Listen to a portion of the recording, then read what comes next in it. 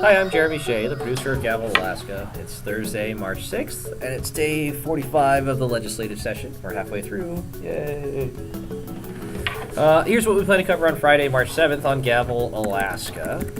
8 or 9 of the legislators are out of town for the twice-yearly Energy Council Conference. Jersey. So several committees have been canceled or are not meeting at all. In years past, the legislature has shut down entirely for a day and have had very light committee meetings for the entire week. They've gotten some grief about it too. No shutdown this year, but today was pretty light and Friday is looking very light. The House isn't even holding its floor session. We're following the governor's omnibus education bill in the House Education Committee at 8 a.m. I sat down with Representative Lynn Gaddis the other day. She's a Wasilla Republican who chairs the committee. She's hoping to move the governor's bill out of her committee possibly as soon as next week. And she's got some morning and evening hearings scheduled for it next week.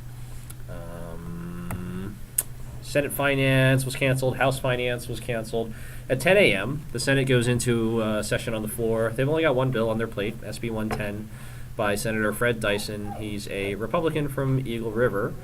This is a small refinement to a law having to do with if you're the victim of a crime and your property gets seized as evidence and you want to get it back.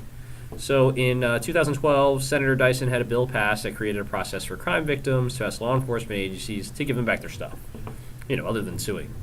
If the law enforcement agency doesn't agree, they can ask the court to settle it for them. SB 110 says if the law enforcement agency doesn't respond within 10 days to a victim's request, the victim can take it to court themselves without needing to wait for it. At 1 p.m., we're following House Judiciary. They've got HJR 33 by Representative Wes Keller, a Wasilla Republican. This is the one that asks voters to approve a constitutional amendment changing the membership and makeup of a body called the Judicial Council. The Judicial Council is responsible for making recommendations about who should be state judges. It's got 3 attorneys and 3 non-attorney members, all appointed. The Chief Justice of the Supreme Court settles tie votes of the Judicial Council. The amendment being proposed doubles the number of non-attorney members. So it would be 9 members total, mostly non-attorneys, and no more tie votes for the Chief Justice to settle, or very few. This is very controversial. Democrats and former Chief Justice Walter Carpenetti says it politicizes the judge selection, and some Democrats have called it a court-packing measure. At 2 p.m., we're going to get out of the Capitol.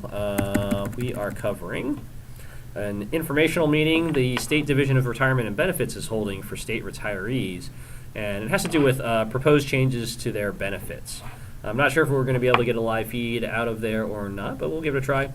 And there's maybe 1 or 2 other meetings we'll cover, but those are the highlights for Friday.